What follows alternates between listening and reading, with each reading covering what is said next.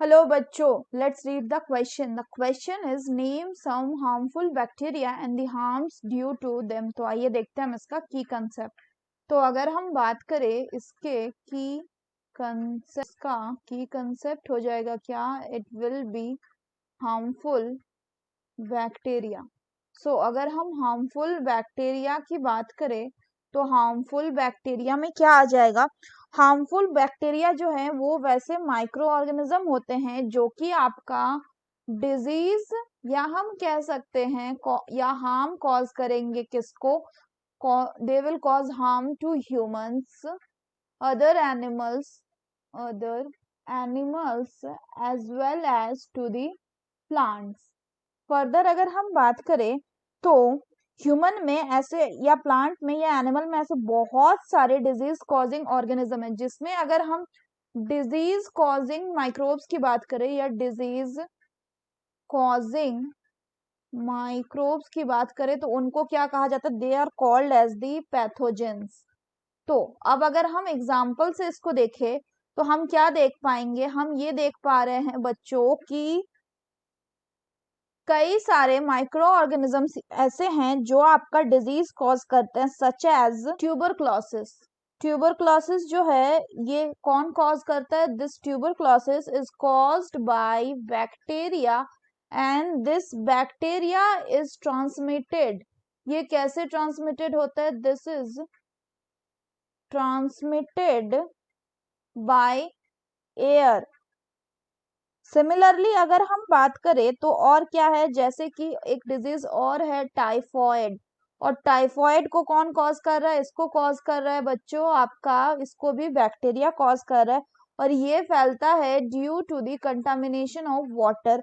Similarly अगर हम बात करें तो जो आपका मलेरिया है, मलेरिया को कॉज करेगा कौन? It will B caused by protozoa जिसका नाम है प्लाज्मोडियम. और ये फैलाएगा कौन? इसको फैलाएगा आपका मॉस्क्यूटो. उसमें भी कौन सा?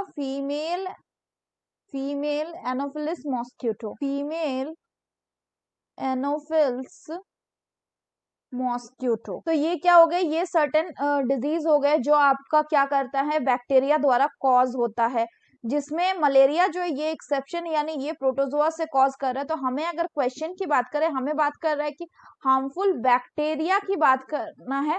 तो बैक्टीरिया में कौन कौन आ गया? ट्यूबरक्लोसिस एंड टाइफॉइड जैसा डिजीज है, इसको कौन कॉज करता है? It is caused by bacteria. इसके अलावा बात करें तो बैक्टीरिया आपका और एक डिजीज कॉज करता है जिसको हम कॉलरा बोलते हैं. इसको भी कौन कॉज करता है? आपका बैक्टीरिया. और ये कॉलरा जो है इसका कंटामिनेशन हो सकता है वाया वाटर एंड फूड.